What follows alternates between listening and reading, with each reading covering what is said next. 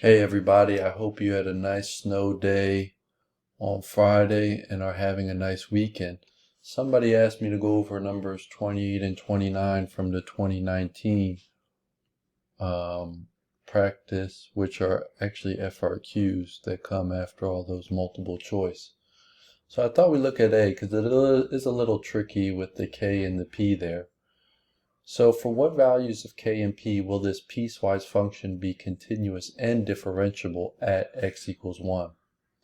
Well, we can see that from the left, if I plug in 1, I would get 2 times 1 minus 1. So I want, so f of 1, let's see what that is. It's just going to be 2 times 1 minus 1 squared, as I said, which is 2 minus 1. So we're going to want, for it to be continuous, we're going to also want 1 squared plus k times 1 plus p equal to 1. If we simplify this, what we're then able to see is this is just 1 plus k plus p has to equal 1. We're going to end up having somewhat of a system of equations here because if it's also differentiable at 1, that means the slope has to be approaching the same thing from both sides. So that means if we take the derivative of both rules, we get 2 minus 2x. We can see what, I guess I would want to see what the limit that this is approaching 1 from the left has to also equal the limit as x is approaching 1 from the right of f prime of x. But the thing is we have different rules here from the left and the right. So f prime of x here would be 2x plus k plus, ooh, check it out. Look at this, the p falls away because it's just a constant. So I can really just find these limits by plugging in 1. So the slope here when I plug in 1 would be 2 minus 2 times 1, which is 0. And we want to find the value. When I plug in 1 here, I just get 2 plus k equals 0. So I think, therefore, if we subtract the 2 over, k is negative 2. Well, we already know this equation up here, so we can plug this in for, plug negative 2 in for k to find p.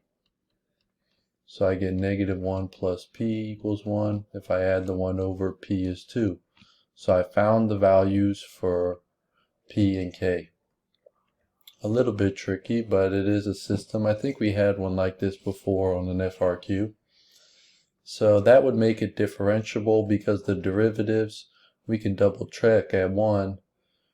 I would plug in 1, I would get 0 and 0, good, and then I can check it here. Well, if I plug in, look at these, if I plug in 1, I already said I get 1 here. And if these are just opposite signs, I would get 1 there. So that's what makes it continuous and differentiable. I may rewrite the rules now that I have those. X is greater than or equal to 1.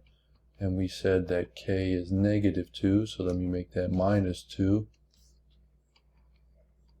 plus 2 for when x is greater than 1. That's what we found works to satisfy continuity and differentiability. Okay, so now they're asking for what values of k and p. For those values, where on what interval or intervals is f increasing? So we're going to want to find f prime of x. So that's going to be,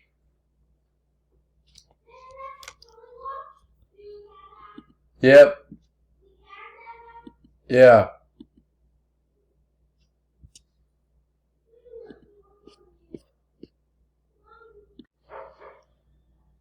So the derivative of the first rule would be defined by this, and the derivative for the other rule would be defined by this.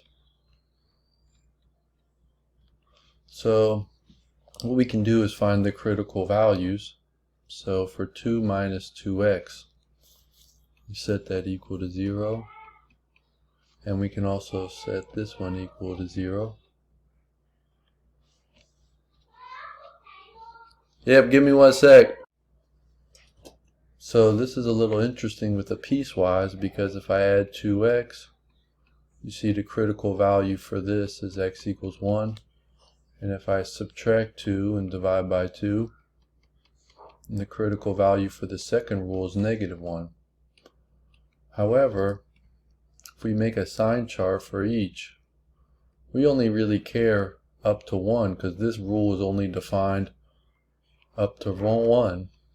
It only defines the function up to 1, and including 1. This one only defines everything not including 1.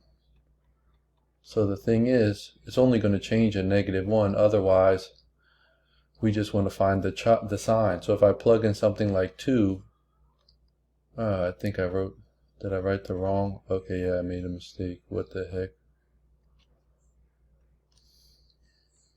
So it's just going to be at 1 also, but it's not going to change, only there. So if I plug in any number bigger than 1, like 5, it's positive. If I plug in any number less than 1, like -5 or -10, this is negative. So it's only going to be increasing. Let me see here. It's only increasing when x is greater than, and not including 1.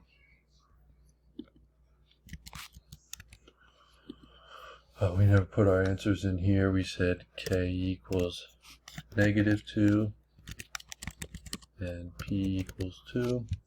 Okay, so we're on the last part. Using the values of k, find all inflection points on the graph of f. So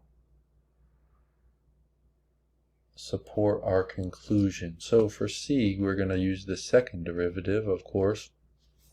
So I'll take the derivative of what we had there once again, and the second derivative is going to be defined by, it's just going to be -2 when x is less than or equal to 1, and +2 when x is greater than 1. In some ways, this makes this last question nice, because we already have the second derivatives are constant. So the inflection point is where the second derivative changes signs, or equals 0 and changes signs, or equals 0 or is undefined and changes signs. Therefore, it changes signs at 1, because it goes from concave down when x is less than or equal to 1 to concave up because it's positive when x is greater than 1. Therefore, our point of inflection, we could write it in here.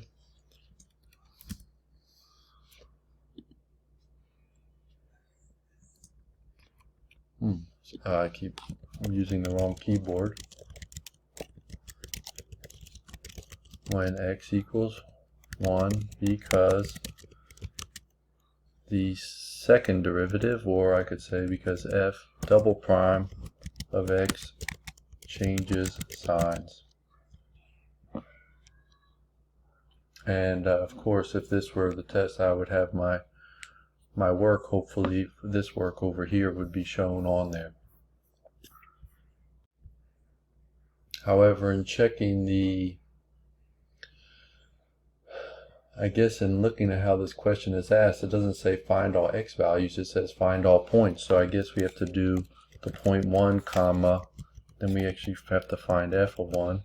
So let's plug in f of 1 to the original function. I think we did that earlier as our first step.